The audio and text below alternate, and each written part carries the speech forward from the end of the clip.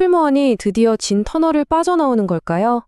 오늘 2025년 3분기 실적을 통해 그 신호를 한번 제대로 읽어보려고 합니다. 유안타증권 리포트를 바탕으로 살펴볼 텐데요. 핵심은 이거예요. 풀무원의 진짜 반전 드라마는 우리가 잘 아는 국내가 아니라 바로 미국에서 시작됐다는 겁니다. 이게 왜 중요한지 지금부터 자세히 알려드릴게요.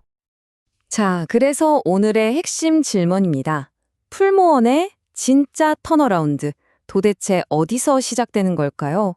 아마 많은 분들이 생각하시는 곳이랑은 좀 다를 수 있어요. 아주 흥미로운 이야기가 숨어 있거든요. 네, 오랜 기다림 끝에 드디어 터졌습니다. 바로 3분기 실적 얘기인데요.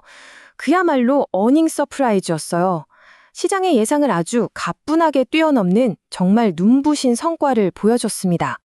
일단 매출부터 볼까요? 8,884억 원. 작년 같은 기간이랑 비교하면 6.6%나 늘어난 건데요. 아주 탄탄하게 성장하고 있다는 걸 보여주는 숫자죠. 그런데 진짜 놀라운 건 매출이 아니라 영업이익이에요. 무려 14.4%나 성장해서 381억 원을 기록했습니다.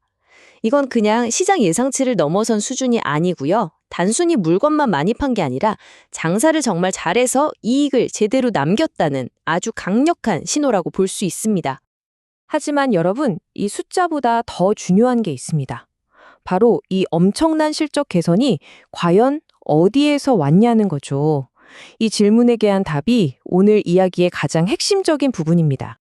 자, 본격적으로 해외 이야기를 하기 전에 일단 국내 사업이 얼마나 튼튼하게 버텨주고 있는지부터 잠깐 짚고 넘어가야 해요. 왜냐하면 이 안정적인 홈그라운드, 이 든든한 베이스 캠프가 있었기 때문에 해외에서 과감한 도전을 할 수 있었던 거거든요. 국내 사업 성적표를 보면 정말 흠잡을 데가 없어요. 먼저 식품 쪽은 신제품들이 아주 잘 팔리면서 이익이 16.7%나 늘었고요. 또 급식이나 레스토랑 같은 푸드 서비스 부문은요. 공항이나 회사 식당 같은 곳들이 다시 활기를 찾으면서 영업이익이 무려 42.2%나 급증했습니다. 그러니까 국내에서 이렇게 잘 벌어주니까 해외 사업에 힘을 실어줄 수 있었던 거죠. 자, 이제 오늘의 진짜 주인공을 만나볼 시간입니다.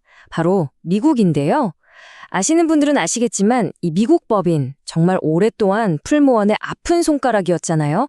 계속 적자만 내면서 발목을 잡았었는데 드디어 바로 그곳에서 극적인 반전이 시작됐습니다. 이 그래프 하나가 모든 걸 설명해 줍니다. 보세요. 계속 마이너스였죠. 매분기 적자를 내던 미국 법인이 2025년 3분기 드디어 0을 찍었습니다. 손익분기점, 그러니까 BEP를 달성한 거예요. 이게 왜 중요하냐면요. 밑빠진 독에 물 붓기를 드디어 멈췄다는 뜻이고 이제 흑자로 돌아설 수 있는 출발선에 섰다는 정말 역사적인 신호거든요. 아니 도대체 어떻게 이런 반전을 만들어냈을까요? 비결은 크게 두 가지입니다. 첫 번째는 BB, 그러니까 프라이빗 브랜드 채널을 뚫었어요. 이게 뭐냐면 코스트코 가면 커클랜드 있잖아요. 그런 것처럼 대형 유통업체 자체 브랜드 상품을 풀무원이 대신 만들어주는 거죠. 그리고 두 번째, B2B, 그러니까 기업 간 거래 시장을 제대로 공략했습니다. 이건 그냥 운이 좋아서가 아니에요. 미국 시장 전략을 완전히 뜯어고치고 체질 개선에 성공했다는 증거입니다. 그래서 리포트에서도 이 부분을 아주 강하게 얘기합니다. 미국 법인의 흑자 전환은 풀무원의 기업 가치를 재평가하는 데 가장 중요한 변수다라고요. 그냥 좋은 소식 정도가 아니라 아예 게임의 판도를 바꾸는 게임 체인저가 등장했다 이렇게 보는 거죠. 주연 배우인 미국이 이렇게 화려하게 컴백했는데 그럼 조연들은 어떨까요? 다른 해외 시장, 중국과 일본의 상황도 한번 살펴봐야겠죠.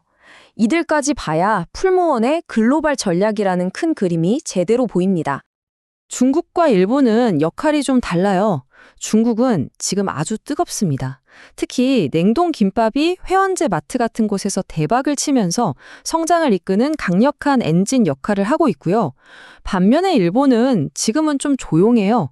당장은 적자를 내고 있지만 미래를 위해서 공장을 합치는 등 아주 중요한 구조조정을 하고 있습니다.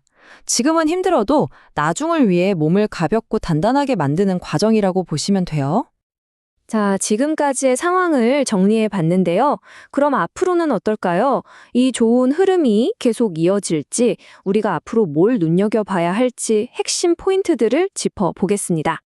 일단 전망은 아주 밝습니다. 4분기에는 이 해외 사업의 턴어라운드가 더 빨라질 거다, 이렇게 보고 있어요. 그렇다면 이 스토리가 진짜 계속될지 우리가 뭘 확인해야 할까요? 제가 투자 체크리스트를 딱 정리해 드릴게요. 첫째, 과연 미국이 다음 분기에도 흑자를 낼 수 있을까? 둘째, 중국의 이 뜨거운 성장세가 계속 이어질까? 셋째, 일본의 공장 통합 효과가 실제로 손익 개선으로 나타날까? 그리고 마지막으로, 국내 신제품 판매는 계속 잘 될까?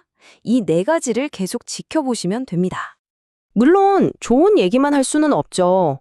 리스크 요인도 분명히 있습니다. 먼저 일본 구조조정 과정에서 당장 돈이 좀 들어갈 수 있고요. 아직은 이자 비용 부담도 좀 있고요. 그리고 만약에 중국 성장세가 좀 꺾이면 어떡하나 하는 우려도 있습니다. 이런 부분들도 같이 고려하면서 봐야겠죠. 자, 오늘 이야기의 마지막 질문입니다. 수년간 잠자고 있던 해외 사업이라는 거대한 엔진이 드디어 시동을 걸었습니다. 그렇다면 풀무원에 대한 시장의 평가는, 진짜 재평가는 이제부터가 진짜 시작이 아닐까요? 오늘 준비한 내용은 여기까지입니다. 본 컨텐츠는 투자를 권유하는 것이 아니라 정보 제공을 위해 만들어졌다는 점 꼭 기억해 주시길 바랍니다.